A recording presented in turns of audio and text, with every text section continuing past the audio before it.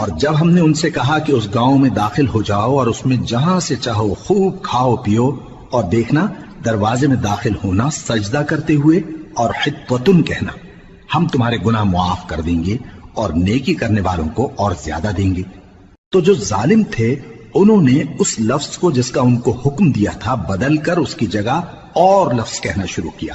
پس ہم نے ان ظالموں پر آسمان سے عذاب نازل کیا کیونکہ نافرمانیاں کیے جاتے تھے۔ اور جب موسیٰ نے اپنی قوم کے لیے ہم سے پانی مانگا تو ہم نے کہا کہ اپنی لاٹھی پتھر پر مارو۔ انہوں نے لاٹھی ماری تو اس میں سے 12 چشمے پھوٹ نکلے اور تمام لوگوں نے اپنا اپنا گھاٹ معلوم کر کے پانی پی لیا۔ ہم نے حکم دیا کہ اللہ کی عطا فرمائی ہوئی روزی کھاؤ اور پیو اور زمین میں فساد نہ کرتے پھرنا۔ اور جب تم نے کہا کہ موسیٰ ہم سے ایک ہی کھانے پر صبر نہیں ہو سکتا تو اپنے پروردگار سے دعا کیجئے کہ ترکاری اور ککڑی اور گیہوں